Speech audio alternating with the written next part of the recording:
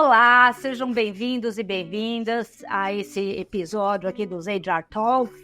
Nosso tema hoje é produtividade sustentável, o futuro do trabalho, uma coprodução de MIT Sloan Management Review Brasil e Betterfly. Eu sou Adriana Salles Gomes, diretora editorial da MIT Sloan Management Review, e vou conduzir esse bate-papo. Antes de começar, um contexto sobre produtividade. Um trabalhador brasileiro, em uma hora, produz 25 produtos e gera $2.500 de valor. Um colaborador americano faz 100 produtos na mesma hora e gera $10.000 de valor. Por quê? São várias as questões que envolvem a produtividade de uma pessoa no ambiente de trabalho. Vão desde questões culturais, tanto de empresas como de países, até o nível de engajamento e de felicidade dos funcionários. Exemplo, um colaborador feliz é 31% mais produtivo, 3 vezes mais criativo e suas vendas, atenção, vendas, são 37% mais elevadas na comparação com outros colaboradores.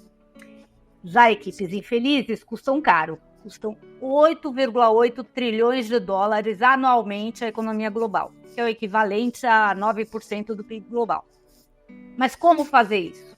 Para falar de como fazer, dos desafios, das soluções, a gente tem a companhia aqui luxuosa de Ana Queiroz, pesquisadora na Stanford University, João Kohn, vice-presidente da Betterfly Brasil, e Rafael Romagnol, diretor de Pessoas e Cultura na Webedia Brasil. Vou começar pela Ana Queiroz, acho que ela já pode entrar aqui comigo, pesquisadora da Stanford University. O sotaque carioca mais discreto, porque ela está muito tempo nos Estados Unidos, né, Ana? Bem-vinda. Oi, Adriana, bom dia. Primeiro, obrigada pelo convite, é um prazer tão grande estar aqui com vocês hoje, discutindo um assunto tão importante, né? João Kohn, agora vice-presidente da Betterfly Brasil, que está produzindo com a gente esse conteúdo. Oi, João, bem-vindo. Oi, Adriana. Oi, Ana. Super prazer falar com todo mundo. E o Rafael Romagnol, diretor de Pessoas e Cultura da Webedia Brasil, organizador do TEDx, empreendedor. Eu estou destacando o seu lado empreendedor, que eu acho muito bacana aqui para a discussão também. Bem-vindo, Rafael. Legal, obrigado, Adriana. Oi, Ana. Oi, João. Prazer estar aqui com vocês. Obrigado mais uma vez pelo convite. Vai ser um prazer bater esse papo aqui com vocês. Maravilha. Então, a gente vai começar agora sim com as apresentações. Eu vou pedir que cada um de vocês... Eu tenho um monte para falar para vocês, mas vocês vão mais direto ao assunto do que vocês são e como é que vocês se relacionam com esse tema. Então, eu vou começar pela Ana, por ordem alfabética e ladies first. Ana. Então, tá bom.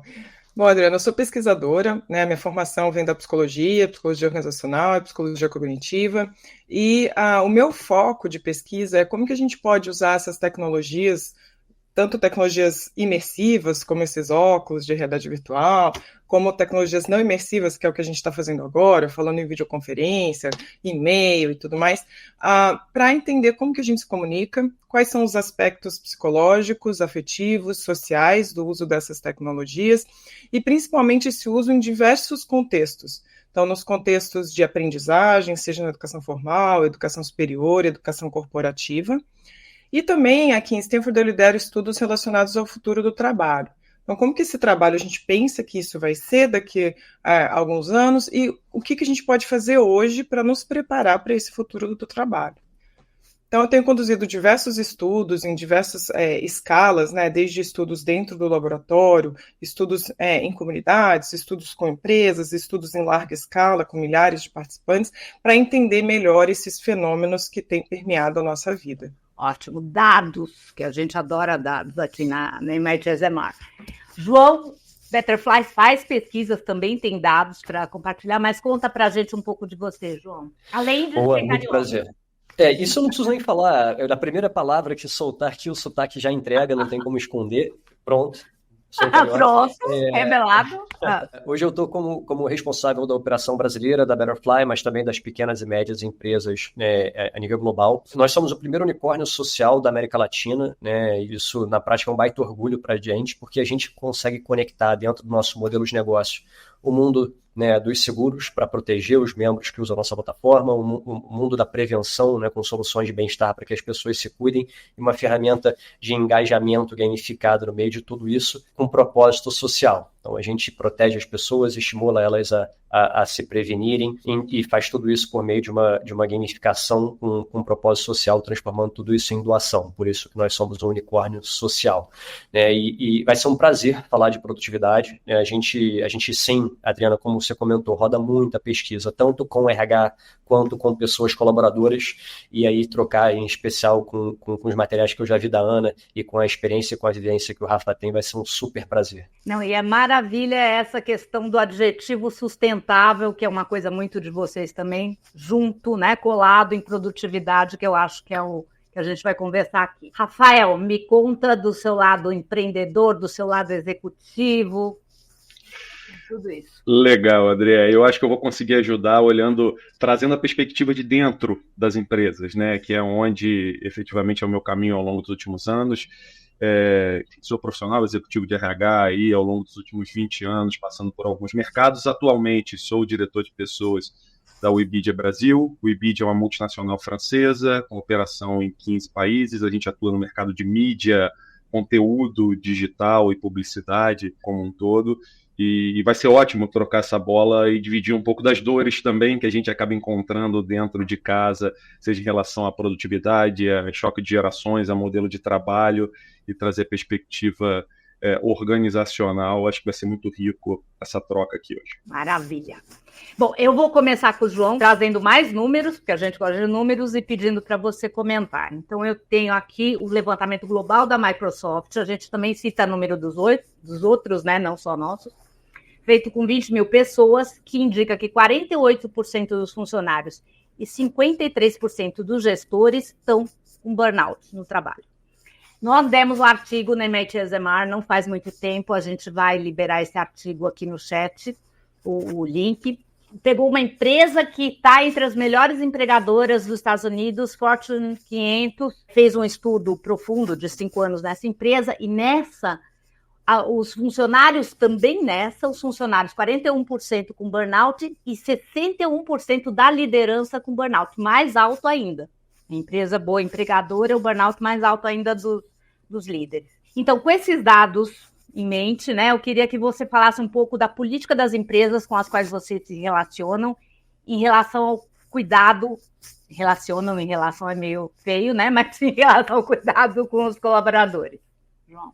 Não, eu acho, antes de mais nada, para todo mundo aqui que está assistindo, eu sugiro demais esse artigo do MIT. Eu acho que não é porque a gente está falando de empresas espetaculares, muitas vezes melhores empregadoras que conseguem manter essa qualidade de ambiente de trabalho. Então é importante, eu acho que o artigo é muito legal pelo ponto de vista de pegar uma empresa que é uma top empregadora e ao mesmo tempo trazer como é que são os dados. Mas eu acho que essa questão, a discussão, eu acho que antes de mais nada, né, é muito importante que a gente entenda as empresas como uma proxy da sociedade. Né? É óbvio que com vários filtros, né, que aí muitas vezes envolve a cultura, os valores, o setor que aquela empresa está e o produto que ela tem, mas é uma proxy da sociedade. E a gente está vivendo um momento de transição, né, que de muito pouco tempo para cá, a forma como a sociedade muda, se reestrutura, novas tecnologias aparecem, hábitos sociais e formas de relacionamento se desenvolvem, né, nos últimos 10, 15 anos. Como sociedade, a gente está muito diferente. Tudo cada vez, assim, o tema liquidez, né, o mundo líquido, a gente já vem falando sobre isso há muito tempo, mas se a gente pegar os últimos 10, 15 anos, de verdade não é nem a questão de liquidez, na verdade é quase que vapor, né, assim, já passou desse estado. Isso acontece dentro das empresas. Esse é um primeiro ponto. Um segundo ponto é que é muito difícil a gente afirmar com dados, né, que o que é o burnout para hoje, para a gente, não existia antigamente. Então, muitas vezes a gente fala, né, o burnout vem crescendo, né, mas ao mesmo tempo a temática de saúde mental, a temática de cuidado, ela está muito mais forte em termos de verbalização hoje do que era. Né? Então, é muito difícil afirmar que de fato isso está crescendo. Mas fato é que o cenário hoje, né, socialmente falando, está muito difícil. As empresas têm que lidar com várias gerações, né, 3, 4 gerações ao mesmo tempo no mercado de trabalho. Né, o mundo é uma loucura, é pandemia, é guerra, né, em tudo quanto é lugar, enfim, a internet com toda forma de se relacionar extremamente líquida, os relacionamentos muito diferentes, as formas de relacionamento muito diferentes. Fato é que esse cenário para as empresas está super difícil. né? E quando a gente olha para as políticas de cuidado, né, eu diria que a gente escolheu, se posiciona, né, e desenvolve um produto que traz muita sorte para quem trabalha na Betterfly propriamente, porque a gente conversa muito com os RHs que literalmente estão querendo trazer cuidado, né, para os seus colaboradores. E o que a gente enxerga, na verdade, é muito em linha com o que as duas pesquisas falam, tanto da Microsoft quanto a pesquisa da MIT. E, em especial, quando a gente fala do cuidado dos gestores, é um tema que chama muita atenção. Porque se a gente está falando da liderança, um burnout, liderança que no final do dia é responsável por criar o norte da empresa, por desdobrar a cultura da empresa, por ajudar no desenvolvimento das pessoas colaboradoras. Se esse grupo está com dificuldade, está com problemas de saúde mental, né, com alta exposição e ao resto da equipe que olha para eles como um exemplo, né, esse dado chama muita atenção. E esse cuidado com as pessoas em posição de liderança, ele deveria ser fundamental, né? E aí, se você me perguntar, puxa, o que você enxerga que como o Brasil está em relação a isso, qual que é o impacto disso na produtividade, eu acho que o Brasil ainda está engatinhando, né? São poucas as empresas que eu conheço, por exemplo, que financiam, né, um programa de terapia. Pode parecer bobagem, às vezes a gente discute, caramba, será que eu deveria dar aí modelo híbrido, presencial, a gente vai falar sobre isso aqui, né? Será que eu deveria botar 4 dias na semana ou 5 dias na semana? Caramba, poxa, pagar terapia para sua liderança, que no final do dia parte do seu trabalho é ser terapeuta, né, do seu time, é algo tão simples, que é tão fácil de implementar. Então, acho que a gente ainda está engatinhando nesse aspecto, mas eu resgataria esse recorte da liderança como o primeiro grande passo, se você quer falar de produtividade, cuidar da saúde mental da liderança e garantir que eles estejam plenos. Eu começaria por aí, e eu acho que vale a gente dar sequência na conversa desse ângulo, trocando sobre a liderança. Eu vou então perguntar para o Rafa, no papel de líder, né, representando as empresas, falando um pouco desse olhar das empresas, se ele concorda, primeira coisa, e se ele vê, se ele consegue trazer o que ele viveu no processo para ilustrar o que o João falou aqui. Legal, Dri, valeu, João. Eu super concordo, acho que tá muito alinhado quando a gente pensa com a perspectiva de quem está dentro do negócio. Mas acho que também passa por um contexto que eu defendo muito, que é a gente se discutir internamente, tentar definir o que é produtividade para a gente, né? Então, assim, trazendo para o meu mundo, quando eu olho para o meu time editorial, por exemplo, de produção de conteúdo, o que é ser produtivo? É produzir mais conteúdos ou é produzir conteúdos com mais qualidade, que gere mais audiência? E como é que isso se reflete no modelo de trabalho? Então, a gente aqui especificamente, já me antecipando, a gente tomou uma decisão muito consensual pós-pandemia, depois de muitas discussões, implementou um modelo híbrido como uma prática e uma crença de que, de fato, a gente se tornaria mais produtivo. Dores ligadas a isso. Como é que eu discuto isso? E foi uma batalha, tá? Literalmente. Como é que eu discuto isso culturalmente e globalmente? Como é que eu explico? E foram diversos embates e discussões muito interessantes, principalmente quando você pensa na matriz que está na França, de você explicar que pegar um metrô na França é diferente de você pegar um metrô em Santa Cruz, no Rio, um trem, para estar trabalhando no centro da cidade. Você demorar 2 horas e meia dentro de um transporte público com 40 graus, com risco de segurança. São perspectivas diferentes que entram efetivamente nessa conta e na discussão do porquê você implementar determinadas estratégias que podem interferir diretamente na sua produtividade. Então, a gente aqui, na nossa perspectiva, foram discussões muito intensas, porque são visões culturais e estruturas de mundo. Então, é transporte público, é horário. A minha matriz, por exemplo, no Rio de Janeiro, hoje eu estou em São Paulo, apesar de ser carioca, eu estou em São Paulo, mas nossa matriz no Rio de Janeiro fica no centro da cidade. Eu explicar para o gringo que você sai, o centro da cidade do Rio de Janeiro, no pós-pandemia, por exemplo, depois de 6h30 da tarde, é cidade fantasma. Eu não posso permitir que o meu funcionário em Minas Gerais saia depois das 6h30, porque existe um risco de fato ali. Então, você ter discussões como essas, você discutir o custo de saúde de um colaborador no Brasil, que a gente não pode depender da saúde pública, que você tem planos de saúde e produtos relacionados à saúde sendo reajustados ano após ano de uma forma estrutural, quando, de repente, na Europa a figura da saúde pública é diferente, ou o custo de saúde é diferente. Então, tudo isso interfere na decisão. Então, no nosso caso, por exemplo, e aí, dando um exemplo prático, a gente implementou um modelo híbrido que vem funcionando muito bem e com resultados muito legais. Em paralelo, a gente vem testando alguns benefícios novos atrelados a esse modelo, mas dentro de uma crença forte de que tanto para os colaboradores quanto dos gestores, isso veio muito deles também, não que a gente vai falar um pouco sobre isso mais na frente, não que a gente tenha implementado exatamente o que todo mundo pediu, mas a gente fez questão de ouvir e levar isso em consideração para a nossa decisão, até o ponto que a gente entendeu que efetivamente faria sentido para o negócio, para a produtividade e para a melhor forma de atuação da Webedia como companhia. Perfeito. E essa discussão, você tem de explicar essas coisas para a matriz francesa. Eu fico imaginando uma matriz americana, uma matriz chinesa, como é que você tem que explicar. Ana, você foi uma das pioneiras de estudos, por exemplo, da fadiga do Zoom, que foi uma coisa que aconteceu muito na pandemia, nos impactos, de uma maneira geral, das tecnologias no ambiente de trabalho, nas relações interpessoais, você já apresentou isso. E aí eu queria te ouvir um pouco sobre essa discussão de modelo de trabalho que o Rafa já trouxe. Já estou te chamando de Rafa, você me chamou de Dri, eu estou te chamando de Rafa, tá? Já trouxe aqui para a gente em relação a tudo, né? A produtividade vis-à-vis a questão do modelo de trabalho, enfim, do híbrido, presencial, etc. Toda essa tensão, esse cabo de guerra que está acontecendo. Então, eu queria que você comentasse um pouco o que você descobriu nas suas pesquisas em relação a isso.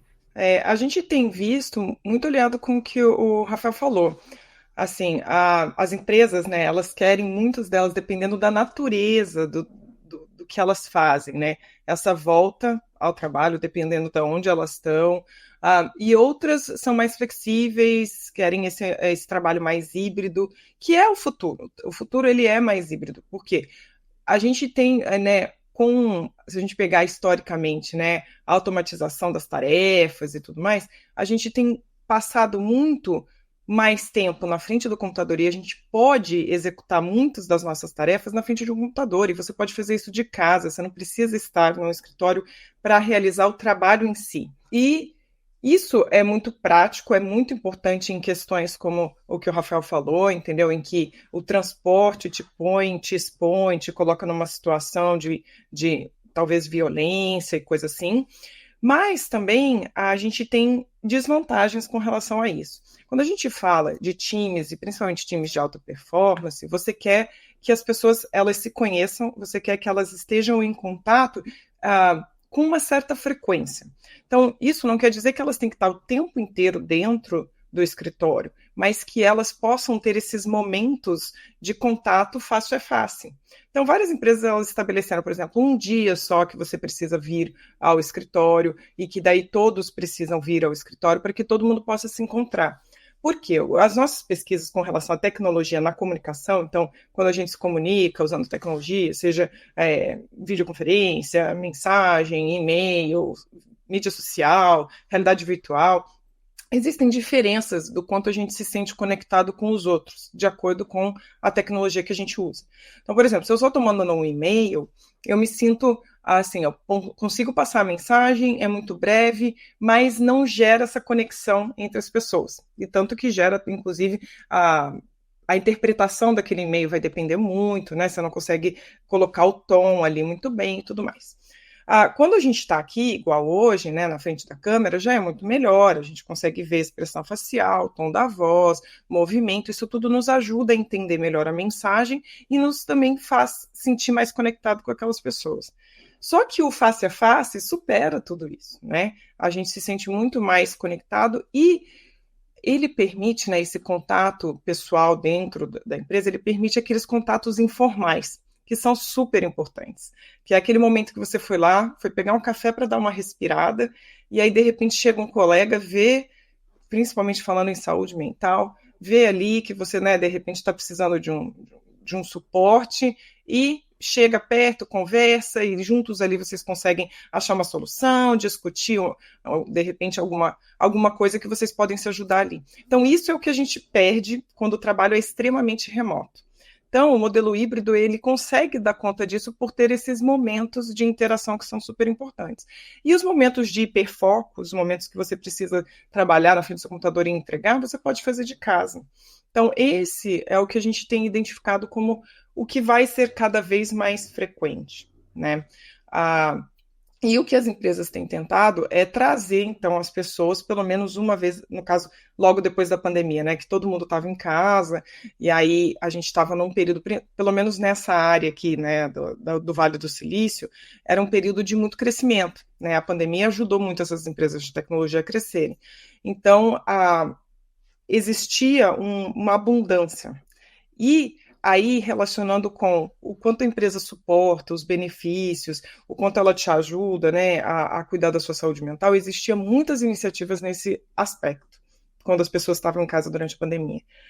Depois que, né, fomos voltando à vida normal, né, depois de tirar essas restrições de contato social, algumas empresas começaram já a passar mais algumas dificuldades, a diminuir, né, a sua performance, e isso refletiu dentro do ambiente de trabalho e nos times. E aí, infelizmente, né, muitas empresas, uma das primeiras coisas que elas fazem, elas mexem nos benefícios, elas mexem nesses pequenos detalhes dentro do ambiente de trabalho que trazem esse suporte e trazem, vamos dizer assim, esse bem-estar, né?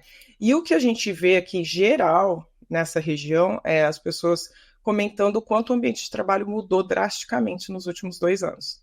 De um ambiente que era extremamente acolhedor, né, que as pessoas elas tinham mais flexibilidade, mais liberdade, por um ambiente que agora é muito mais controlador, um ambiente que cobra muito mais performance e que a gente está tendo essas demissões em massa a cada mês, com milhares de pessoas sendo demitidas. Então, a produtividade, ela tem esse reflexo, né, também nesse ambiente de trabalho. Então, o cenário econômico, né, a situação econômica da empresa, ela tem um reflexo imediato nesse ambiente de trabalho e quanto existe essa preocupação com relação ao bem-estar. Perfeito, Ana. Eu vou voltar, o Rafa, eu teria alguns comentários aqui, mas vamos conversar e a gente vai colocando esses comentários aí no meio, mas o Rafa já deu um spoiler um pouco de que ele ouviu os funcionários. Agora, Ibidia tem 80% de geração Z. É isso, né, Rafa? Confere? Exato. Geração Z é bem vocal. Então, eu queria que você me contasse como é que você ouve, como atender isso. Acho que geração Z tem também muito no Vale do Silício, que a Ana citou, mas, enfim, como é que vocês trabalham com isso? Vamos lá, Adri, ótimo ponto, e aí já pegando o gancho no nosso próprio processo de decisão de implementação do modelo híbrido, e a gente foi para um caminho, acho que muito semelhante ao que a Ana colocou, né?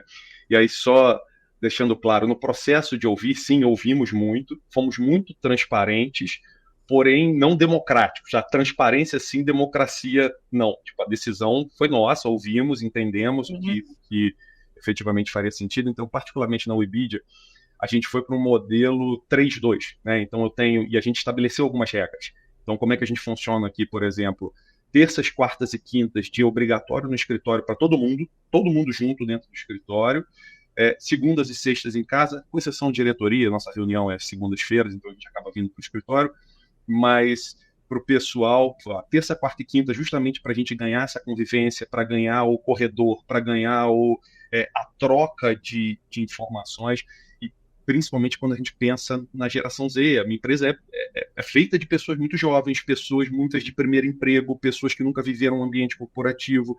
Então, a vivência dentro do escritório, ela traz um lado de desenvolvimento pessoal mesmo, de aprendizado, de letramento de como é trabalhar dentro de um ambiente corporativo, e traz conceitos intrínsecos. Por exemplo, uma coisa que a gente discutiu muito aqui, e pode parecer paradoxal, mas isso ficou muito latente no pós-pandemia, principalmente quando eu penso na geração Z, era o respeito ao tempo das pessoas, né? Na pandemia, você está no vídeo, todo mundo queria falar com você, marcava um horário na tua agenda. Ninguém marcava 5 minutos para falar com você, marcou tua agenda, marca 30, né? E aí você pega 30 minutos do teu tempo para ter uma reunião. No escritório, você levanta, vai na mesa do lado, puxa, toma um cafezinho, fala com o outro ali, resolve 3 coisas ao mesmo tempo, o cara bate na tua sala. Então,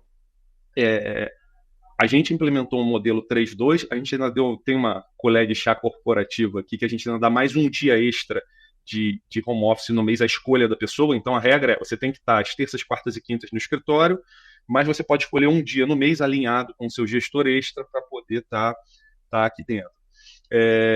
Então, a gente tem uma percepção muito clara hoje de aumento na qualidade de vida das pessoas, seja por decisões que a gente tomou em termos de rotina, como a gente falou antes, o transporte, o menor deslocamento, seja por decisões de benefícios. A gente, por exemplo, tomou uma decisão de não reduzir o ticket refeição das pessoas em função do modelo híbrido, permitir que a gente continuasse com o que efetivamente a gente já fazia antes. Então, a gente vê, sim, um ganho muito interessante de qualidade de vida na galera como um todo, mas, ao mesmo tempo, hoje, e assim, falando de forma muito aberta e própria mesmo, eu tinha muita dúvida no início, porque eu ouvia muito o pessoal e o pessoal queria era ficar mais em casa. O pessoal pede, para que eu preciso ir para o escritório? Hoje eu tenho muita segurança e muita certeza de que é um processo super importante, principalmente quando a gente pensa nessa geração. É óbvio, acho que a Ana traz um ponto muito relevante também. Acho que tudo depende muito da característica do seu negócio, né? Se você está trabalhando numa empresa de operação que não tem como ter home office, não dá para você discutir isso, mas acho que dependendo da característica do seu negócio, quando a gente olha para a geração, essa presença física do dia a dia, das trocas, seja do ponto de vista de conhecimento técnico, seja do ponto de vista de respeito ao tempo das pessoas, seja do ponto de vista de amadurecimento profissional, é profundamente interessante. E assim, só para finalizar o meu ponto de vista, assim como do ponto de vista de liderança e gestão, né? Porque isso reflete também para os meus gestores. Você fazer a gestão dessa geração à distância. Muitos dos meus gestores também acabam sendo geração Z e estão tendo suas primeiras experiências, deixa o processo muito mais difícil, muito mais delicado. Então, para a gente está sendo, hoje, é um modelo que está funcionando muito bem, que a gente não pensa em mudar, mas que a gente, e essa talvez seja o capítulo mais interessante disso tudo que a gente está conversando aqui, né? Eu acho que a gente está tendo a oportunidade de viver essa história. Nós somos as pessoas que daqui a 10 anos vão perguntar para a gente assim, cara, como é que vocês tocaram aquilo naquele momento, pós-pandemia, trabalho híbrido? A gente ainda não tem grandes referências, a gente tem todas as pesquisas, os dados são muito recentes, isso aconteceu ontem. Então, a gente está tendo a chance de viver essa história e poder contar essas experiências de forma bastante assertiva. Tanto a Ana quanto o Rafa trouxeram alguns pontos muito legais. E aqui eu acho que, falando de cuidado do colaborador, né, e a questão de qual é o formato, né, o que a tua empresa entrega em termos de produto, como é que é o dia a dia da operação da tua empresa, é curioso, porque o tema trabalho híbrido, né, quando a gente coloca no holofote da produtividade, ele não deveria ser visto como um benefício corporativo, ele deveria ser visto como uma estratégia de gerar produtividade. Isso é uma reflexão interessante, porque quando o Rafa diz que ele não foi democrático, e eu acho que essa é uma das principais mensagens para toda a turma de RH que está aqui ouvindo a conversa, é que é muito importante equilibrar, claro, o que as pessoas colaboradoras querem, mas também o que faz sentido para o modelo de negócio. Porque também não adianta você ir para o modelo híbrido e aí, por um dia a dia de operação, por exemplo, ficar todo mundo dentro de uma sala online com um chefe, né, naquela rotina de operação de dia a dia, porque vai dar no mesmo. E aí vai ter todos os efeitos negativos que a Ana trouxe de estar em casa. Mas que esse é o primeiro ponto. O modelo híbrido, ou o modelo remoto, ou o modelo presencial, ele não deveria ser visto como um benefício corporativo, e sim como uma estratégia de produtividade do negócio. E a partir daí, mensurar e ver se faz sentido. Acho que esse é o primeiro ponto. E o segundo ponto que o Rafa trouxe aqui também é que, comecei falando do momento em que a gente está vivendo como sociedade, né? E em relação ao burnout e por aí vai. Um dos problemas que a gente tem, na minha visão, é o absolutismo. O mercado do futuro é esse, assim vai ser, assim é, né? E a gente não sabe, é tanta coisa que a gente como sociedade, né, desde de coisas que eu estava refletindo outro dia com um colega médico, né, que ele estava me contando os possíveis impactos do Botox, por exemplo. Né? A quantidade de coisas que a gente definiu como normal na sociedade que a gente ainda não tem noção no médio e longo prazo de qual que é o impacto. Então esse discurso absolutista gera, né, eu com a minha idade deveria ser. Imagina o Rafa com a turma da geração Z. Eu, com a minha idade, deveria estar ganhando tanto, porque os meus colegas da minha idade estão nesse cargo. Enfim, essas verdades que a gente traz, como é o caso do modelo híbrido, o presencial, o remoto e tantas outras coisas, também são um fator que geram muito desafio para os gestores em termos emocionais do seu time, burnout, em especial para a turma mais jovem, como o Rafa está vivendo lá. Então, um baita desafio. João, era uma coisa que era nutricional antes, né? O ovo faz mal e agora o ovo é a maior maravilha. Só que isso se espalhou por todos os ambientes, não só o nutricional. E aí eu vou, então, passar essa bola para a Ana, que estuda futuros para comentar essa provocação do João do absolutismo, que eu concordo com ele, já adianto que acho que tem isso, né? Quando são futuros no plural e a gente fica meio fazendo essas apostas. Eu tenho aqui também um dado que vem de um levantamento global, que 92% das empresas afirmam que a prioridade nos próximos anos é entender como as pessoas se sentem no trabalho. É essa escuta que o Rafa falou, não tão democrática, mas é essa escuta. Então, eu queria te ouvir também sobre isso, as duas coisas. Achei muito interessante o ponto que você trouxe, João, porque, assim, uma coisa que a gente vê, né, então, eu trabalho muito com mídia, com comunicação, né, que a partir do momento que a gente tem, né, essa amplificação das mídias sociais, esse comparativo, ele ampliou, né, se você pensar, né, para quem estava no mercado de trabalho, começando no mercado de trabalho na década de 80, com quem que ele se comparava? Com quem estava ali perto, com quem morava ali no mesmo bairro, e assim vai. Hoje, você pode se comparar com pessoas que estão do outro lado do planeta, né, que são culturas completamente diferentes e tudo mais. Então, essa questão de você ter contato com o que é excelente, você ter contato com outras culturas, com outras pessoas, né? Essa conexão é muito boa, mas por outro lado também traz isso, né? Essa questão dessa pressão, dessa comparação que as pessoas se fazem com pessoas que estão numa outra realidade, né? Que não deveria existir. Então isso é uma preocupação que a gente tem, não só com relação ao ambiente de trabalho, mas no geral. Né? Tem várias pesquisas mostrando que quanto mais as pessoas estão na rede social, isso tem um impacto negativo nos aspectos psicológicos, né? No quanto ela se sente bem com ela mesma, por questão dessa comparação, sem ter uma ideia total de que aquilo é só uma foto, aquilo é só um segundo da vida daquela pessoa, não é a vida completa, né? Por exemplo. Então, isso é uma das coisas. E quando a gente fala assim, né, de futuro, é muito difícil mesmo, né? Aqui vou dar um exemplo assim, quando a gente vai desenvolver uma experiência em realidade virtual, o número de experts que a gente consulta, vocês não têm ideia, assim, para ter certeza que a gente está mostrando, ainda mais falando sobre projeções de futuro. Então, vamos imaginar que eu quero falar sobre o futuro com relação às mudanças climáticas.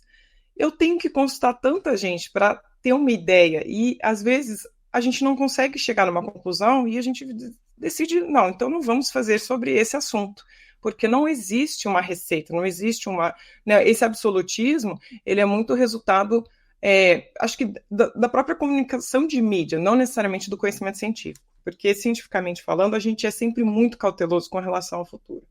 E quando a gente fala de futuro do trabalho, né, o que a gente consegue ver algumas tendências, coisas que, né, tem se mostrado que podem ir naquele caminho, mas a gente nunca sabe, algo no meio do caminho acontece, como aconteceu a pandemia, que ninguém imaginava que ia acontecer, e muda tudo, né? Mas, assim, no geral, o que a gente vê é cada vez mais, principalmente falando em termos de conexão pessoal, né, de relacionamento, a gente cada vez mais vai ter a tecnologia mediando a nossa comunicação, cada vez mais. E essa comunicação tende a ser cada vez mais imersiva, né? Então, vocês devem ter ouvido falar, né, do Vision Pro, que a Apple lançou, né, que é focada para produtividade, é um equipamento que foi desenvolvido pensando no ambiente de trabalho, pensando em produtividade.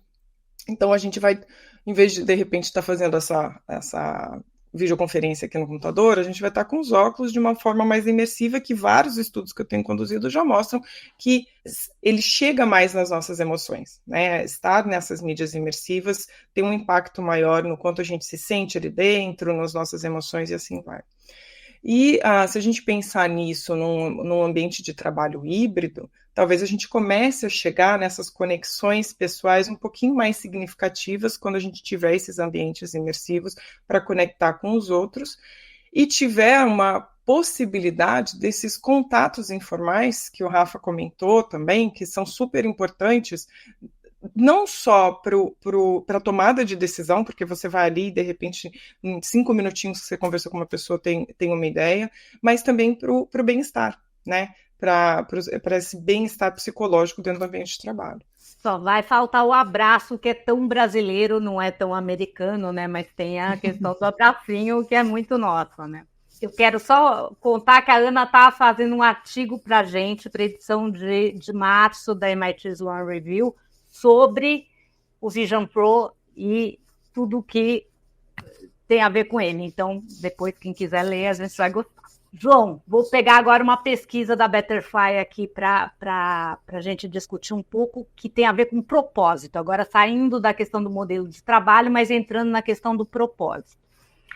Vocês falaram com 3 mil colaboradores de empresas de diferentes países, 58% dos entrevistados disseram que as organizações não declaram explicitamente o propósito, que elas têm, um propósito que vá além da receita, porque crescimento de receita, todos sabemos, deveria ser um propósito, claro, e 62% não sentem alinhamento entre o propósito pessoal e o propósito da organização. Isso impacta a produtividade, né? E aí eu queria saber de você um pouco essa análise e que estratégias as empresas podem adotar com esse quadro, que é desafiador. Não, é extremamente desafiador, mas existem várias possibilidades, né? A gente conversa bastante sobre o tema e aí dando um contexto para todo mundo, né? A Betterfly é o primeiro unicórnio social da América Latina, unicórnio que atingiu o valor de mercado de $1 bilhão, mas o mais importante é o social, né? Porque nós temos uma responsabilidade estatutária de que para cada unidade de retorno que eu dou para os meus acionistas, eu preciso devolver para a sociedade na mesma proporção. Então, quando eu digo que a plataforma de proteção e benefício, né, que junta seguro e soluções de bem-estar numa jornada gamificada com propósito social, é porque quanto mais os membros da nossa plataforma se cuidam com as soluções de bem-estar e interagem dentro da empresa com soluções de comunidade e tal, eles doam, com base nos seus hábitos positivos de autocuidado, eles doam dentro da nossa plataforma para as ONGs que a gente apoia, né, que são nossas parceiras todas integradas na jornada. E muitas vezes as empresas, óbvio, né, quando você tem uma solução de seguro, tem empresas que buscam a gente por conta de seguro. Quando a gente tem soluções de bem-estar, tem empresas que buscam a gente por conta de bem-estar. Mas várias delas, na verdade, a grande maioria delas busca por conta do impacto social. São empresas que estão querendo trazer para a rotina das pessoas colaboradoras soluções de impacto social. E isso não é novo no Brasil. Né? A gente sabe, né, que durante muito tempo a área de responsabilidade social, né, quem não lembra, né, em geral respondia para o marketing, né, e aí entra, enfim, outras reflexões sobre o tema, mas a bem da verdade é que os 3 principais stakeholders de qualquer empresa hoje esperam que essa empresa tenha responsabilidade social. Né? Então, você olha as bolsas de valores, fundos de investimentos, acionistas, né, trazendo pressão para dentro das empresas de ESG, né? E aí a carta da BlackRock, é Bovespa, é B3 e as principais bolsas do mundo falando sobre a importância de ESG. Do lado, né, dos clientes, né, depois a gente pode compartilhar com todos, acho que a gente já consegue colocar até aqui no chat uma pesquisa super legal, mas no Brasil 87% dos brasileiros hoje gostariam que as empresas cujas quais eles consomem seus produtos, serviços no dia a dia tivessem uma cadeia sustentável e, obviamente, as pessoas colaboradoras. Imagina no caso do Rafa com a geração Z, né, a temática de responsabilidade social, eu tenho certeza que é uma pauta de dia a dia, né, dentro da empresa. Então, aí pelo viés das pessoas colaboradoras. Então, a empresa declarar a necessidade de receita não é um problema. Nós somos um unicórnio social e nós falamos de receita aqui dentro. A gente fala de EBITDA, a gente fala de resultado, óbvio, porque a gente precisa ter uma disciplina de gestão para garantir o nosso impacto social de forma perpétua, senão a gente acaba. Mas a questão não é essa. A grande questão é como que você consegue trazer o teu propósito de existir para o dia a dia das pessoas colaboradoras. E isso é muito mais comum, né, do que vocês imaginam, muito mais fácil do que vocês imaginam. Né, a gente estava num evento há pouco tempo atrás, né, e uma empresa que era uma empresa dona de centro de distribuição estava na plateia e eu perguntei, né, se a tua empresa tinha impacto social ou não. Né, e a pessoa disse que sim. Eu falei, por quê? Porque nós somos um centro de distribuição de remédio para hospitais no interior de grandes estados, mas em cidades do interior. Cara, se eles não existirem, não chega remédio para o interior. Cara, isso é incrível. E eu perguntei, mas, poxa, qual o percentual dos colaboradores, das pessoas colaboradoras que vocês têm que sente isso no dia a dia? Que vai trabalhar sabendo que está ajudando a chegar medicamento nos hospitais que precisam. Ele falou muito baixo. Também, na verdade, é óbvio que você pode ir por uma solução como a Betterfly, né, contratar um benefício que integre impacto social, mas, a bem da verdade, a grande maioria das empresas já tem impacto social. E eu diria que o primeiro passo, né, dada a pergunta, que é o que as empresas podem fazer para o colaborador perceber o impacto social, primeiro a liderança da empresa, a empresa precisa saber qual é o impacto que ela tem. E muito provavelmente, né, as que não sabem é porque não pararam para olhar. Porque impacto tem, às vezes é negativo. Tá? Então, impacto tem, social. E aí, acho que tem impacto negativo e que isso, enfim, sem entrar na discussão do que é o produto fim, do que é o serviço, o que é o serviço fim, o que elas podem fazer, obviamente, né, em contraponto. Então, tem a cadeia da pegada de carbono, tem uma série de outros temas para essas empresas, mas eu não quero entrar nesse vespeiro, porque a grande maioria das empresas não são assim. Né? E para todas essas, caramba, o que você faz? O que é o teu produto fim? O que é o teu serviço? Como é que você traz isso para o dia a dia do colaborador? A primeira coisa. A segunda, e aí vou dar um exemplo aqui de uma empresa que para mim é um baita exemplo nisso, né? A Oracle tem um programa de formador, de formação, perdão, de desenvolvedor, que é incrível. Eles formam para eles, mas eles também formam para o mercado. E olha a cabeça de ecossistema aqui. Eles formam para o mercado, para a grande maioria das empresas que vão ser clientes deles e que precisam de desenvolvedores. Então, caramba, eu estou falando de lucro, eu estou falando de receita, eu estou falando de resultado, mas estou falando de uma visão ecossistêmica que faz bem para todos os stakeholders envolvidos dentro disso. Então, eu acho que no final do dia, eu acho que passa por um desafio de comunicação, né? E aí, começando pela compreensão de qual que é o impacto da empresa, eu acho que passa pelo interesse genuíno, né, em querer fazer parte de um ecossistema saudável. E terceiro, com cabeça de negócio, né, passa por você prestar atenção no que os seus 3 principais stakeholders querem, esperam de você, que você tenha impacto social. E aí, no momento em que você entende, visualiza grana mesmo, de fato, eu tenho certeza absoluta que a grande maioria das empresas vai encontrar uma forma, né, de comunicar isso para os colaboradores. Seja pelo lado genuíno ou pelo PNL. Você pode escolher, mas vale a pena. Perfeito. O João não sabe ainda, mas ele também vai escrever sobre a revista, para a revista sobre essas questões que ele está falando. Depois a gente conversa, tá, João? Eu falo. Você está sendo avisado aqui, ao vivo, gravando, na frente da plateia, e você tem que dizer sim, não tem como recusar. Tá dito, então.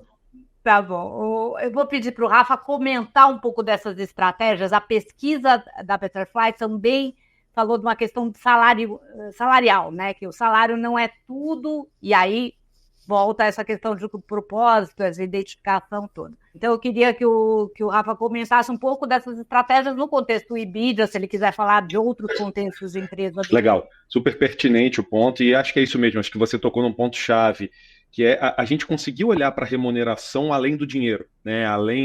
É algo muito maior do que só o salário, ou ônus, ou as notas de dinheiro propriamente dito. Né? Mas acho que antes disso, existe um desafio duplo corporativo, de você entender o seu mercado, ou seja, o mercado que você está inserido, e naturalmente entender o seu modelo de negócio. Então, assim, quando eu trago para a minha realidade, a Webedia é uma empresa que está inserida num mercado específico, que eu sei que não é o mercado mais agressivo em remuneração do país. Eu sei que eu sou uma empresa formadora, por exemplo, eu sou uma empresa escola, eu sou uma empresa de primeiro emprego, eu sou uma empresa de geração Z, eu sou uma empresa que vai ter naturalmente uma rotatividade que faz parte do meu modelo de negócio de alguma forma, e isso, de alguma maneira, influencia o nosso modelo de remuneração, benefícios e etc. Né? Então, quando você começa a olhar além disso, outro dia eu ouvi uma frase aqui dentro de um colega, de um par meu da diretoria, mais antigo do que eu dentro da empresa, que me chamou muita atenção. A gente estava tomando um café no escritório e falou assim, cara, uma coisa que eu sempre trago para mim quando eu olho os últimos anos todos aqui dentro, é que a Webedia sempre pagou parte do salário da galera com amor. Tá? E não estou falando isso para ser. Eu achei interessante ouvir isso dele, porque, de certa forma, o que ele queria estar dizendo? Cara, é mais do que remuneração o que a gente tenta construir aqui. Né? Então, como é que a gente traz para a nossa estratégia, e o nosso desafio aí, de fato, como área de people, como gestão da empresa, é tentar trazer novos benefícios, sejam eles diretos ou indiretos, que possam trazer para as pessoas um sentimento maior de bem-estar, de pertencimento, de engajamento com o que a gente está vivendo. Então, seja através do modelo híbrido, seja através de um day off no dia do aniversário, seja através do horário flexível que a gente tem, que dá um padrão de liberdade para as pessoas, seja os happy hours que a gente faz dentro da empresa, seja os benefícios tradicionais, vale refeição, vale alimentação, ticket, seguro de vida e etc., seja os testes que a gente faz. Então, aqui na Webedia, a gente gosta muito de testar modelo. Assim, vamos testar uma manicure dentro do escritório? Vamos, deu certo? Pô, não deu certo? Vamos para outro, vamos testar uma massagem? Vamos fazer isso aqui na semana do carnaval? A gente tenta testar muito e criar um movimento dentro do escritório que façam as pessoas se sentirem parte de algo maior. Então, assim, e de fato, procurando sempre ter essa escuta ativa. Então, antecipando para vocês até algo que é muito interno, mas acho que não tem problema falar. Esse ano, por exemplo, a gente acabou de definir isso e divulgar formalmente para a empresa inteira, por isso não é nenhum tipo de sigilo. Pela primeira vez, a gente conseguiu ter uma meta, de fato, financeira atrelada a um benefício indireto para o próximo ano, e a gente vai testar um modelo de Short Friday no ano que vem, se a gente atingir como companhia uma determinada meta que foi acordada com todos, meta financeira. Se a gente conseguir atingir isso, vocês estão pedindo mais flexibilidade, vocês estão pedindo uma sexta-feira um pouco mais tranquila para todo mundo, a gente está disposto vamos seguir junto e vamos testar esse modelo, se funcionar, mas para testar, a gente precisa ter um gatilho aqui de alguma maneira. Então, e óbvio que tudo isso a gente já começa a perceber também em alguns indicadores, né? Acho que o tempo de casa e o conhecimento da empresa acabam trazendo essa realidade. Então, eu venho vendo meu turnover diminuir ano após ano, eu venho vendo meu número de atestados médicos reduzir em mais de 50% quando eu comparo com 4 anos atrás. Então, você consegue ter, e assim, deixando bem claro, eu não estou querendo dizer que isso aqui é o melhor dos mundos, que nós somos os mais agressivos em remuneração, que tudo efetivamente é perfeito. Tem um monte de problema dentro de casa, tem um monte de coisa que não funciona, tem um monte de coisa que pode ser melhor, tem um monte de coisa que pode ser mais agressivo, tem um monte de benefício que já entrou e que não funcionou como a gente espera, mas a gente está sempre mexendo a máquina e conhecendo o nosso colaborador, o que ele pensa, o que ele sente, o que é a característica dessa geração, para tentar tangibilizar isso nas nossas decisões e nas nossas estratégias de produtos de RH. O Rafa já está fazendo disclaimer para quem vai se comparar e falar, puxa, minha empresa, que horror, né? Você já está a caminho da semana de 4 dias. Eu tô mais preocupado, André, com o meu colaborador que vai ver a live e vai falar assim, pô, mas peraí, tem coisa que tá faltando aí que não tá acontecendo, né? Porque reclamar do RH é o hobby principal do brasileiro, né? Com certeza, com certeza. João, eu já vou... Eu queria te passar a palavra porque eu acabei citando um outro aspecto da pesquisa, que é a questão salarial, né? O salário não é tudo, há outras questões. E eu não sei se você quer complementar com alguma informação que tem na pesquisa que o pessoal vai poder acessar depois. E aproveito e já encaixo aí a questão da medição, da mensuração da produtividade relacionada com essas estratégias, com esses benefícios que a gente tem falado aqui. Só um ponto a mais, eu acho que do que o Rafa colocou, que aí tem mais a ver com a pesquisa. Primeiro, eu concordo com o Rafa que ele criou um problemaço aqui para todos os RHs que estão assistindo, que eu acho que tem coisa legal para caramba. Mas quando a gente olha, né, dentro do que a gente chama de compilado, né, que é o valor total que vai para o colaborador, não obrigatoriamente só o salário. Então aí entra salário, bônus, stock option, benefício, né, outras coisas, né, nesse montante. Normalmente entre 30% e 40%, até 40% na verdade, né, o valor do valor do compilado não vem ou vem, né, atrelado a benefício, não vem diretamente de salário propriamente, na grande maioria da média de empresas. Eu acho que tem um ponto aqui que eu acho que a tecnologia hoje já permite, que é muito do que a gente discute aqui em termos de produto, que é o que a gente mais investe, inclusive, no desenvolvimento do nosso produto, usando AI e por aí vai, que é dar para o RH a possibilidade dele hiperpersonalizar a jornada, e aí dentro do mundo dos benefícios, para a pessoa colaboradora. Que a única coisa que eu somaria aqui que tem muito a ver com o que veio na pesquisa é que várias das pesquisas comentam, caramba, minha empresa tem 8, 9, 10 benefícios, né? Mas eu não dou valor para eles. Sim, porque você tem lá um baita seguro de vida, por exemplo, que tem um apelo muito grande com quem já é pai e mãe de família, por exemplo, mas que para a geração Z do Rafa não vai fazer muita diferença, né? Então, como é que eu consigo hiperpersonalizar, né, e para garantir, e hoje a tecnologia já permite isso, mas para garantir, né, que cada uma das pessoas se sinta cuidada, né, que eu acho que esse é o principal ponto, porque eu não tenho a menor dúvida que o investimento da grande maioria das empresas grandes, tá? Acho que a realidade do Rafa, das empresas grandes, né, é de ter um pacote de benefícios que seja robusto, mas também nessa mesma realidade o percentual de engajamento de verdade com o que eles entregam, né, é baixo. Então, de um lado, olha que situação conflitante para o RH. De um lado, eu tenho na pesquisa, né, dizendo que as pessoas colaboradoras estão buscando mais do que salário, né, em especial depois da pandemia. Do outro, eu tenho o RH dando mais do que salário, mas eles não estão percebendo. Então, o que está acontecendo nesse meio de campo?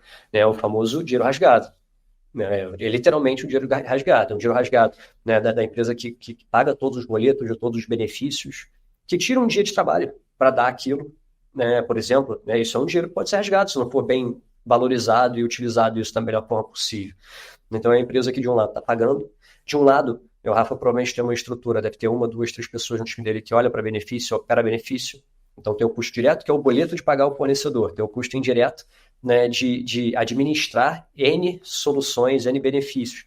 E tem o pior custo, que é você gastar tudo isso e a pessoa colaboradora não percebeu o valor. Né? Então, a única coisa que eu queria somar aqui, que o que a pesquisa traz, ela tem muito mais a ver com a percepção do que é entregue. Né? Eu acho que vale, né, a gente também colocar aqui no chat para todo mundo poder dar uma olhada na pesquisa, porque a percepção do valor que no final das contas é o que mais importa. Um exemplo, né, para ser totalmente aqui advogado do outro lado, poderia ser um benefício ter o trabalho presencial. Se você tem um time excelente, por exemplo. Eu poderia botar no job description, na abertura de uma vaga, né, de uma determinada posição, falando que um benefício que eu dou é poder trabalhar com o seu líder presencialmente. A grande questão é como é que você demonstra esse valor. Como é que você faz com que a pessoa colaboradora enxergue valor naquilo. E também você, do lado do que o Rafa e a Ana falaram, como você entende o ponto de vista dele. Isso que eu ia perguntar. A tecnologia proporciona fazer isso e ela proporciona medir também, né? Eu imagino. Demais. Hoje, na verdade, eu brinco que permanece sem ver quem quer. Assim, que as ferramentas elas já existem. Tá, disparado. E aí, entrando no segundo ponto da sua pergunta, que aí é como mensurar a produtividade, eu vou pedir para ser o último aqui, porque eu tenho N parênteses aqui em relação ao que eu acho que faz sentido nesse aspecto, mas eu vou pedir aqui para a turma primeiro que eu, por favor. Tá, Ana, quero te ouvir sobre isso. Não sei quanto isso entra nas tuas pesquisas, mas fala um pouco. Mensurar é sempre uma questão, né, para a empresa, sempre. Mensurar é o meu trabalho diário, mensurar comportamento, mensurar emoções, mensurar o efeito daquilo que a gente está implementando, né? E quando a gente fala com relação à produtividade, existem várias dimensões, né?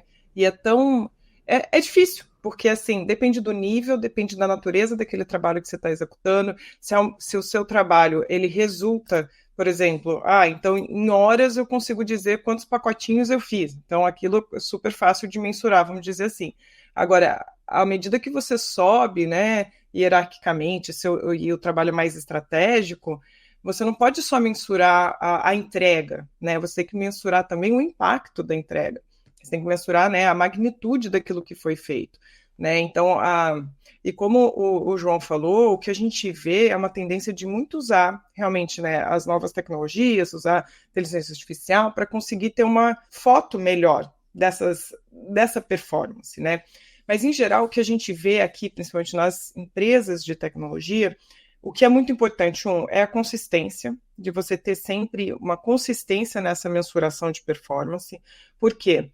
Os funcionários, eles precisam sentir que a mesma regra é usada para todos eles. Eles têm clareza daquilo que é medido. Então, por exemplo, a gente pega uma empresa tipo o Google.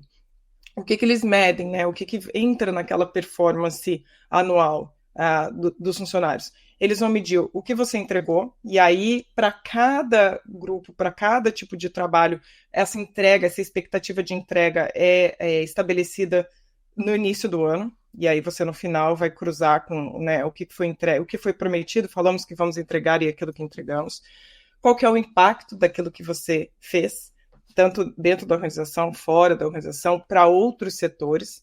Tá? E isso, inclusive, essa colaboração entre setores, entre áreas diferentes, o quanto aquilo que você entrega impacta e pode ajudar outras áreas da empresa, é um aspecto de promoção para o futuro, não só no Google, mas em outras empresas de tecnologia aqui também. E, muito interessante, eles também avaliam a questão do trabalho em equipe.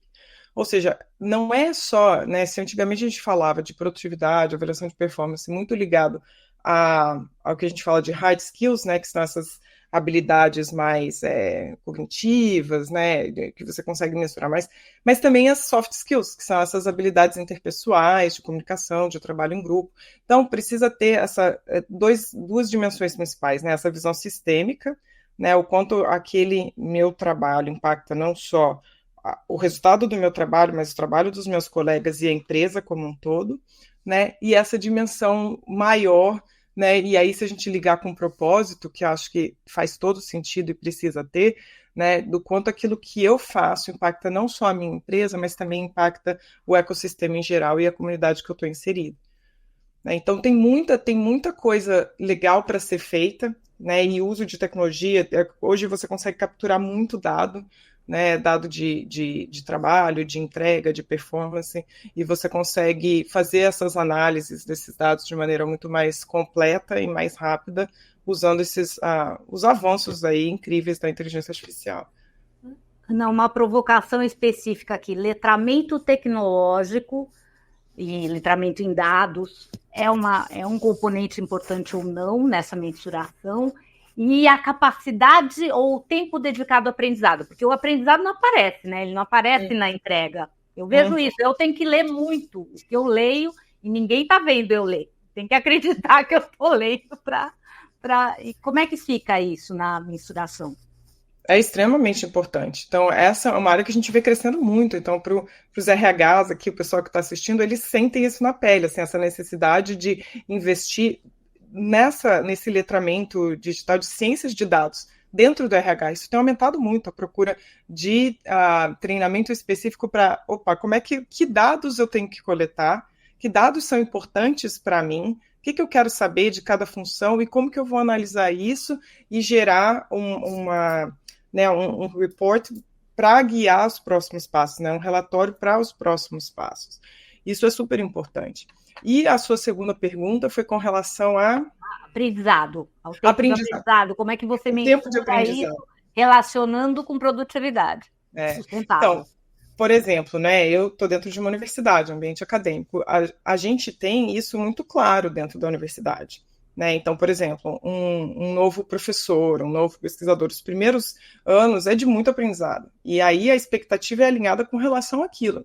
Eu sei que aquela pessoa, naquele primeiro ano, ela não vai entregar tanto quanto a pessoa que já está no 5º, 6º ano dentro da universidade.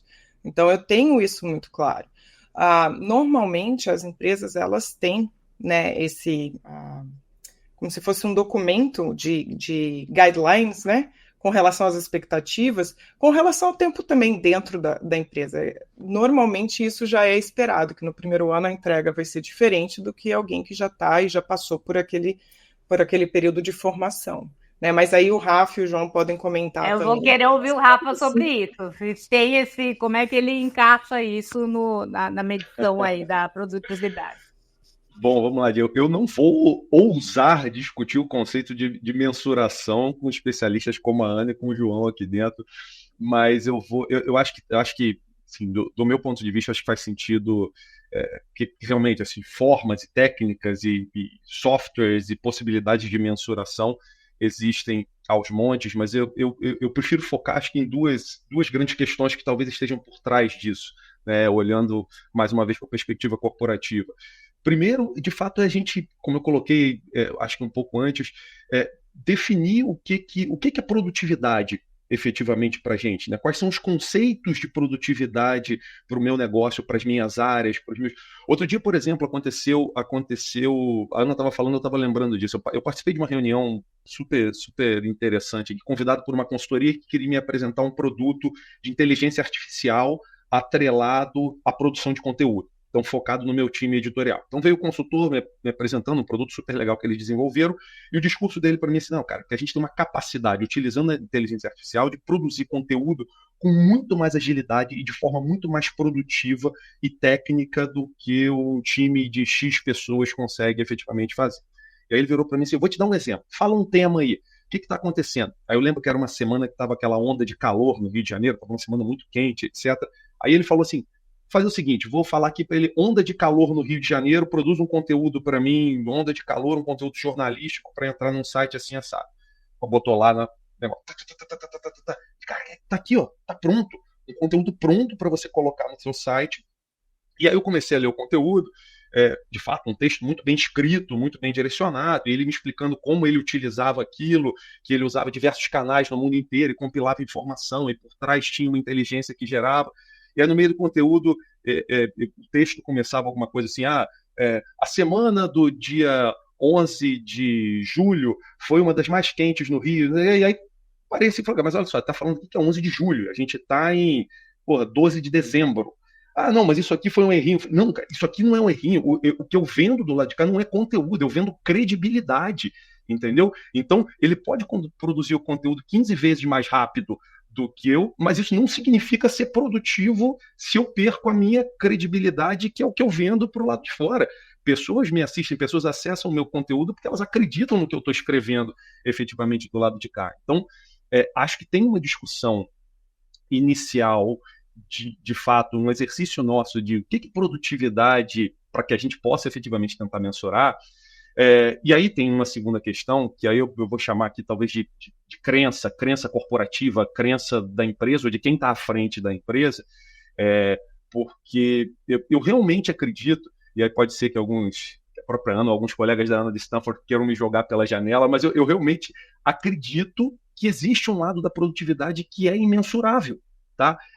Se o chefe da minha chefe lá na França me perguntar, ou me pedir medições do meu colaborador passar o dia do aniversário dele com a família dele em casa, que ele vai ser mais produtivo, eu não consigo gerar isso para ele. Mas eu acredito plenamente que isso pode acontecer. Se ele vier me questionar do fato de uma colaboradora minha, que é mãe, poder levar os filhos na escola na segunda e na sexta-feira e buscar os filhos na escola, se ela está sendo mais produtiva, eu não consigo mensurar isso para ele, mas eu realmente acredito efetivamente nisso. A gente consegue efetivamente no global. Então, eu acho de verdade que tem um lado também crença dos gestores e da empresa, do modelo cultural da empresa, de quem está à frente da empresa, de olhar para algumas atividades, para olhar algumas possibilidades e falar assim, cara, eu realmente acredito, segundo o que eu já vivi, segundo o que eu já li, segundo o que eu acredito, segundo o que eu vivo dentro desse escritório, segundo o meu modelo de negócio, de que algumas ações que a gente vai fazer vão trazer efetivamente mais produtividade. E aí, abrindo um último parênteses, não que eu não esteja defendendo a mensuração, pelo amor de Deus, tá, gente? Acho que é super, super relevante, mas eu acho que tem um lado sempre intangível, e aí, principalmente quando a gente fala para os profissionais de RH, eu acho que parte do nosso papel é levar esse tipo de assunto para a mesa. Parte desse papel é levar, pode até ser que muitas vezes não emplaque ou não concordem, mas eu acho que a gente, de certa forma, óbvio, tentando trazer sempre lados também empíricos, pesquisas, dados, mas também trazer um pouco de crença do que a gente acredita como modelo de negócio e bem-estar das pessoas que, de certa forma, a gente cuida dentro das organizações que a gente trabalha. Bom, eu adorei essa sua valorização do humano em relação à inteligência artificial, porque eu também acho que só conteúdo com inteligência artificial vira commodity, além de ter esse problema da credibilidade. Mas agora eu quero ouvir o João, que ficou com o grande finale aí da mensuração, e quero saber o papel da intuição, Boa. Isso que o Rafa falou, nessa mensuração, nesse feeling humano, como é que fica? A Ana comentou que parte do absolutismo vem das manchetes, né? Então vou falar um negócio aqui que seria corte na internet. Rafael Romagnol, eu discordo 100% de você. É mensurável. Não, brincadeira. Eu concordo tanto, na verdade, com o que o Rafa trouxe, que eu discordo. Porque, gente, produtividade, como se calcula a produtividade não vai mudar. É output dividido por input. Qualquer coisa. Tá?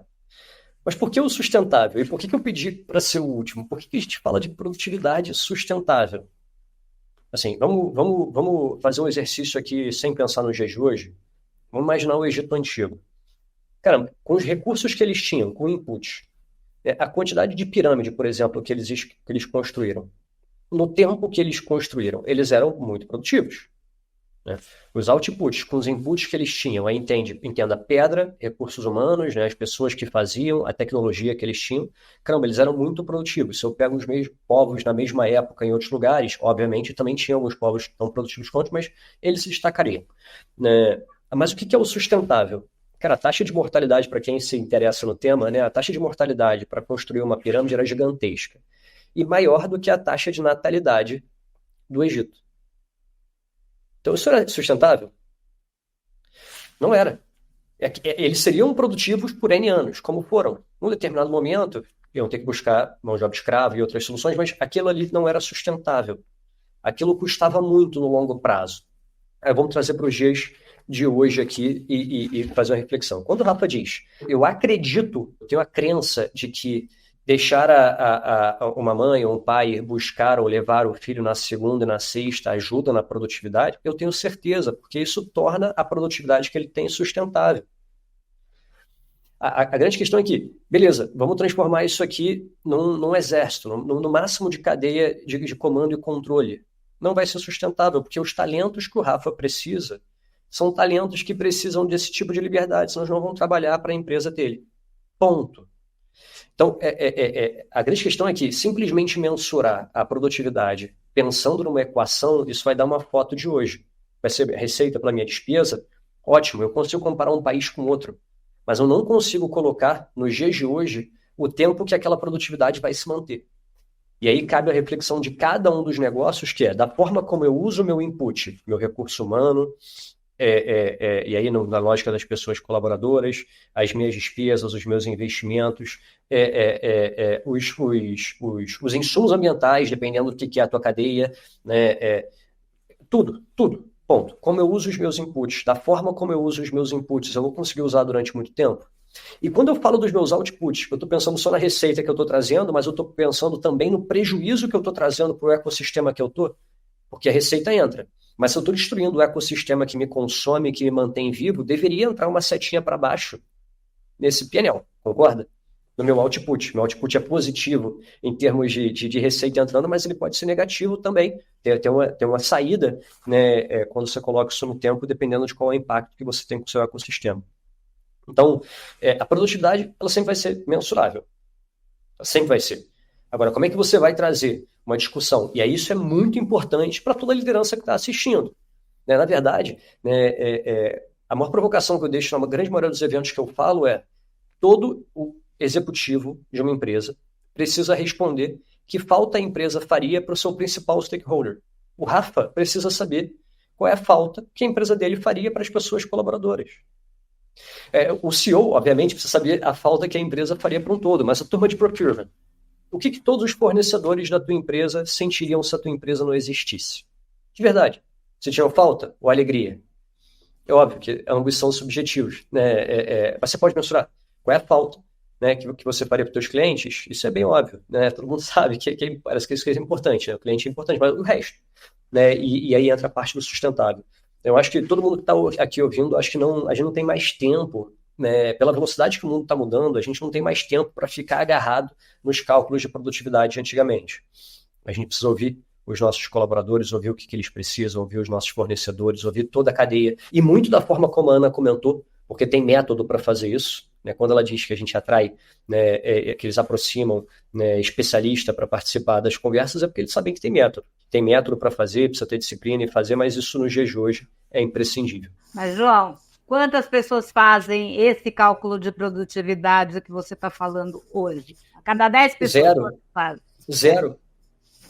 Não, é surpreendente, é surpreendente. Mas, a bem da verdade, hoje a gente já conversa com empresas que querem começar a olhar de uma forma ecossistêmica. Né? Então, tem várias startups, vou dar um exemplo de duas que são super, super complexas, que a gente teria discussão aqui, outros 8 ou 10 encontros desses. Um iFood e um Uber. Né? Discussão super complexa. Qualquer pessoa que diz isso, aquilo, não, é difícil ter uma opinião de isso, aquilo, mas é uma boa discussão, que é como que você atende e satisfaz uma cadeia, um ecossistema. Porque se o iFood não satisfazer os entregadores, é óbvio, né, que ele tem dívidas maiores com partes da cadeia do que com outras. Né? Isso é claro. Né? E todo mundo sabe disso. Eles sabem disso. né? Mas qual que é o papel deles, dado que eles atendem um ecossistema, né, para estar no Congresso, por exemplo, discutindo, né, o modelo de CLT, falando, olha, não pode ser do jeito que é, mas o CLT também vai desempregar essa galera. Se a gente for para o CLT, essa galera não é empregada. Então é papel deles ser vocal, ser ativo para encontrar um modelo que faça sentido. Tá bom hoje? Não tá bom hoje. Mesma coisa para Uber. Tá bom? Não tá bom. Né? Mas qual que é o meio termo? Como que eu consigo encontrar algo que faça sentido para o ecossistema? Então, quando eles pensam dessa forma, né, eu acho que ainda há poucas, né, eu acho que a gente ainda está muito no Jim Collins, no Empresas Feitas para Vencer, e que está certo também, tá? Só está incompleto no dia de hoje. Né? Só precisa somar, né, a visão ecossistêmica, tudo que ele falava, mas gerando valor para o ecossistema como um todo, para essa equação. Mas eu sou uma pessoa eternamente otimista, né, e eu acho que a gente está cada vez, né, conversando mais sobre esse tema, indo nessa direção. Eu vou aproveitar o seu otimismo, então, e fazer a rodada final, porque já acabou. Eu sempre fico frustrada porque eu queria fazer mais 20 perguntas para cada um de vocês, mas vamos lá. Diante de tudo isso que a gente falou, eu queria que vocês escolhessem ao trade-off, hein? Vai ter que escolher um insight para encerrar do que é mais importante em relação à produtividade sustentável. E eu vou pedir também para falar se é otimista ou pessimista. O João já falou que ele é otimista. Vou começar pela Ana. Ana, otimista ou pessimista e um insight? Difícil, hein? Tive vários aqui nessa conversa. Bom, eu sou otimista. Eu acho que quanto mais a gente, né, tá tendo mais informação, mais clareza, a gente consegue tomar decisões melhores com relação ao futuro. E um insight que, assim, para mim é fundamental é a questão do equilíbrio. Tudo, eu sempre falo, é o equilíbrio. Você, como o João falou, assim, não dá para ser só produtividade, não dá para ser só um foco em outros aspectos que não relacionados à produtividade, senão a empresa também não é sustentável, né? Então, o equilíbrio de ações entre o foco no resultado do trabalho, o foco no bem-estar, o foco no time, o foco no ecossistema. Então, um equilíbrio aí nas ações. Maravilha. E vale para a empresa, vale para a carreira também, né? O equilíbrio. Vale para tudo. Eu falo que vale para tudo. Quando me perguntam se tem que usar a realidade virtual, equilíbrio, a gente usa um pouco e não usa mais, entendeu? Tudo é uma questão de, realmente, para mim, equilíbrio é o segredo, assim. Perfeito. Sabedoria carioca. E a sua sabedoria carioca, Rafa? Bom, primeiro, totalmente otimista sempre, tá? Então sigo na linha do João, muito otimismo em relação a isso, e acho que eu ficaria com autorreflexão mesmo do que é ser produtivo, antes da gente mensurar, antes desse exercício interno da gente se questionar o que é produtividade na sua empresa, no seu trabalho, na sua atividade, e que a gente fale mais sobre isso, que a gente discuta mais sobre isso. Eu acho que a gente ainda fala muito pouco abertamente sobre isso. O que é ser produtivo para mim, o que é ser produtivo para você, já que a gente trabalha junto, como é que a gente pode ser produtivo junto, como a gente pode ser produtivo como pai e mãe de uma criança, como você pode ser produtivo no seu casamento, como você pode ser produtivo como... Então, acho que eu fico com esse lado da autorreflexão e da gente se questionar sobre o que é efetivamente ser produtivo. E só para finalizar, o João também não ficar chateado comigo, eu vou refazer minha frase então, tá, João? Não vou falar mais que é imensurável, não, mas eu vou aprender a mensurar isso então, tá? É a parte sustentável, você já entendeu que é a parte sustentável da produtividade aí. João, você já é otimista, que você já contou para gente. Mas... Demais. O insight é invista tempo no que você não sabe que não sabe. Tá? Assim, a provocação aqui, imagina que todo o conhecimento do mundo é uma pizza, né, com várias fatias. A primeira fatia é tudo que você sabe, a segunda fatia é tudo que você sabe que você não sabe, só que todo o resto é o que você não sabe que você não sabe. Então, se traz pessoas diferentes para trabalhar contigo, conversa com as pessoas, escuta outros especialistas, abre a tua cabeça. O que a Ana faz de olhar para o futuro é um exercício que todo líder de empresa deveria estar fazendo, de verdade. Tentar entender o que pode acontecer, e você só consegue pensar o futuro vivendo com outras pessoas e investindo no que você não sabe que não sabe. Então, deixo essa reflexão aí para 2024, para todo mundo que está ouvindo a gente. Gostei da proporção aí. 6 pedaços de pizza, a gente não sabe que não sabe, hein, gente? Só 2 estão mais ou menos dominados lá. Muito bom. A gente gosta muito no Rio de tomar uma cervejinha com a pizza cortada francesa. Então, 6 acho que foi o pessoal de São Paulo. Podem ser muitos pedaços se tiver cortada francesa. E sem ketchup, né, Ju? É isso que eu ia falar. Não pôr no ketchup, por favor. Então tá bom. Gente, eu aprendi demais aqui, tenho certeza que todo mundo que está conosco aprendeu demais. Tem muito mais para aprender, a gente vai continuar essas conversas todas, porque elas são fundamentais para esse futuro. Agora, eu quero comentar isso especificamente o que o Rafa falou. Tem uma professora de Harvard que fala muito disso, né? Que o executivo não para pensar, não para fazer a reflexão. Essa reflexão de definir as coisas e definir o que não sabe, de definir o equilíbrio, de todos esses insights finais aqui que eles passaram, não é feita no dia a dia. O dia a dia acaba sendo de apagar incêndio. Agradeço demais em nome da Betterfly, nossa parceira aqui na produção do conteúdo. Agradeço demais a Ana, demais ao Rafa. Esses cariocas aqui que dominaram, mas eu salvei o sotaque paulista, como os paulistanos verão. Tá bom? Eu nem puxei o S sob influência de vocês, olha, foi um esforço aqui. Obrigada, gente. Muito obrigada. Até a próxima. Tchau, pessoal. Um abraço. Obrigado, gente. Um beijo. Tchau, obrigada. Tempo voou, né, gente? Então, chegamos ao final com muitos aprendizados. Eu, pelo menos, aprendi muito, anotei muita coisa aqui. Esse foi mais um HR Talk. Então, da MIT Sloan Management Review Brasil. Quem gostou, por favor, siga a gente nas redes sociais e não vai se arrepender. Obrigada.